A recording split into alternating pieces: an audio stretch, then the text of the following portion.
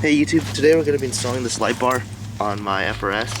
I haven't seen any tutorials online, so I think this is going to be the first one installing a light bar. The light bar right here is a 30-inch, but you can get away with a 24-inch, should be good, and it should also be easier to fit a 24-inch, but I want to go like as wide as possible. So the materials we're going to need is obviously a light bar. You're going to need a switch, a toggle switch, single pole, single throw. Yeah. Gonna need 5. You could probably use a 4-prong.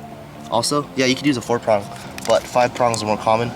5-prong relay, and also the harness connector for that, for the pigtails.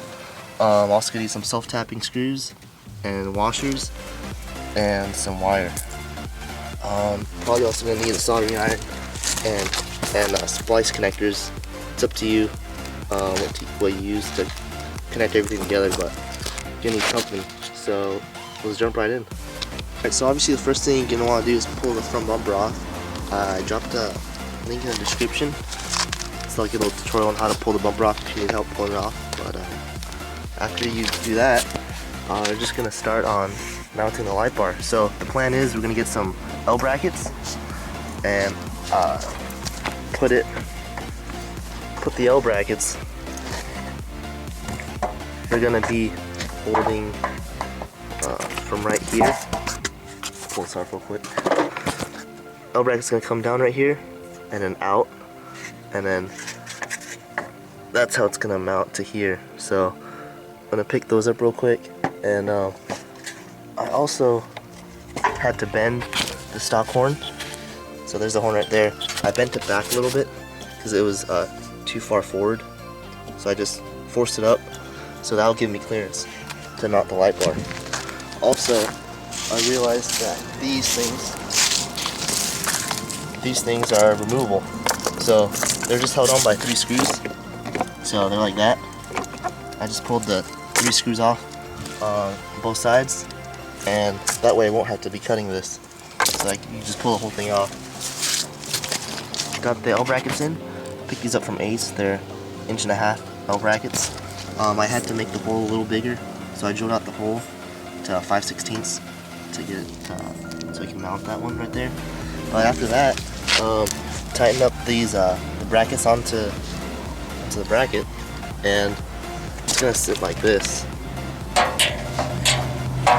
So as you can see on both sides, gotta get it even, and I'm just gonna drill a hole right there at the bottom, and then put the screw in to hold it in place. So I'm gonna do that on both sides. Alright, so got the light bar bolted on. Make sure you get these all these bolts nice and tight. But once you get those, you could adjust it to where you want it. I have mine pointing pretty much flat, but it is pointing up a tad, just a tad though. It's kind of hard to tell, but yeah, just adjust it to where you feel is it right. So now we're gonna get started on wiring. Alright, to wire in the switch that's gonna be in the cabin, I cut off this little nub that you can see. It was on the left of the wiring harness on the grommet, on the main grommet. So I cut that off and went around my wires for the switch. So this switch is gonna obviously turn the light bar on and off. But the main reason why we need the switch is because since this car has daytime running lights, the daytime running lights are on the same circuit as the high beams. So I want you to have the switch so that I can turn it off when I'm just cruising, because if I didn't, then the relay is gonna have the light bar turn on whenever the daytime running lights are on. So this way, I'll be able to only turn the switch on when I want the when I'm using my low beams. Because when the low beams are on, it turns off the power going to this bulb right here. This is the DRL high beam. So when the low beams are on, this is automatically turns off, and the light bar will turn off also. But gonna need that. It's hard to explain, but you'll understand. I'm gonna be drilling in to the bottom right here in order to mount the switch. So I'm using a 1/2 inch drill bit because that's what this one requires. once I drill the hole, it's gonna be able to mount this, and we'll be good for the switch. So I'm gonna get to that.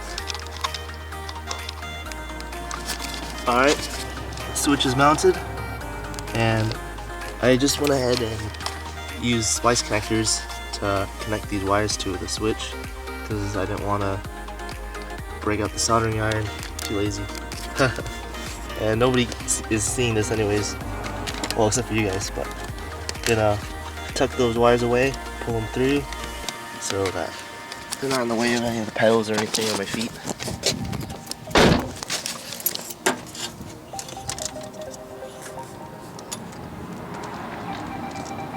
Alright, I pulled those, so took up all the slack, so we should be good on that. So now that the switch is wired in, gonna get the relay and gonna go look at the wiring diagram for this, figure this out, then I'll get back to you on that, because I'm also gonna have to run a wire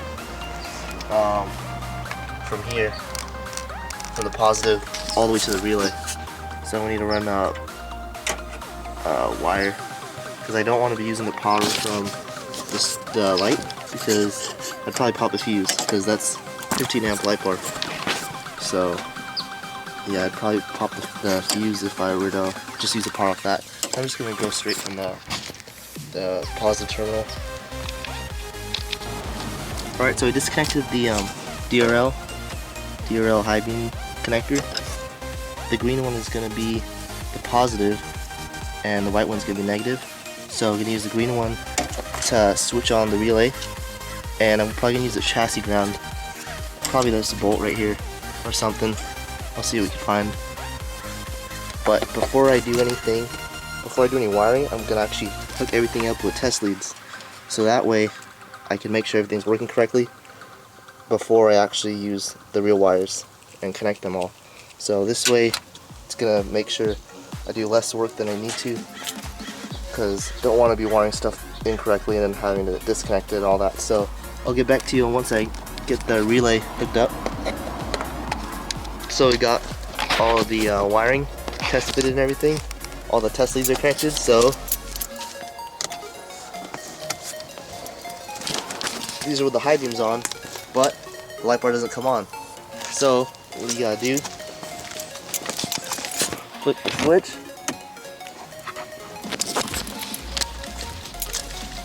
and there it is. The light bar is on. So now I'm gonna be take off all the test leads and actually wire everything the way it's supposed to be, and I'll get back to you. Alright, so got all the wiring finished up. This is where I ran the power line.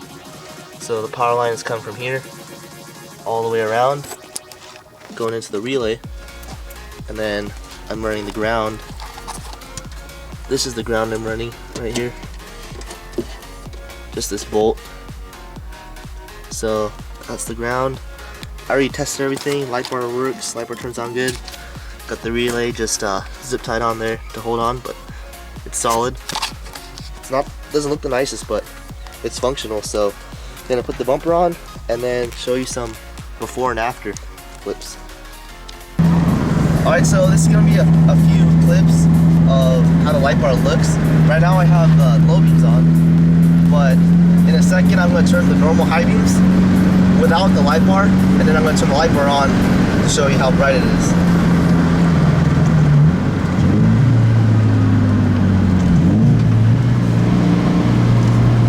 Alright, so this is just low beams. I'll turn the high beams on right now. So this is high beams.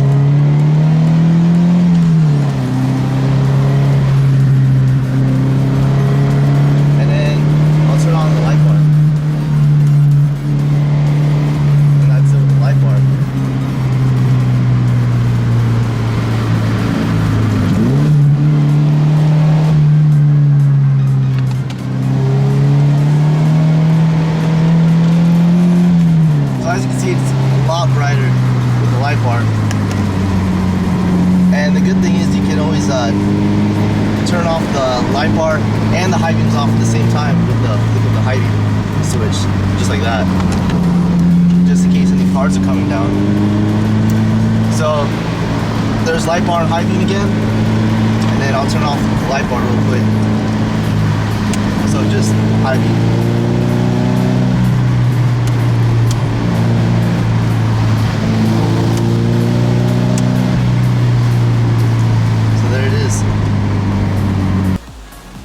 Alright, so we're going to show you a drive-by shot.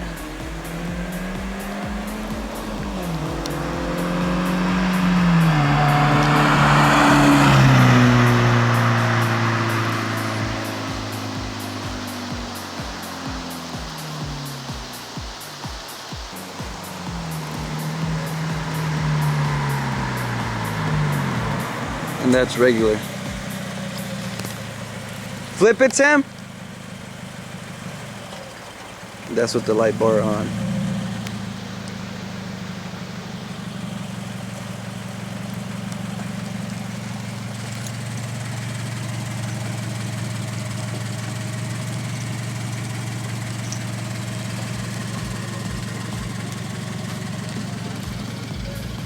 Alright, so that's it for the light bar install video. Really happy with how it turned out. I like how it looks behind the grill right there. You can't really see it that much. If you have any questions or comments, feel free to drop them down below. And don't forget to like and subscribe for more content.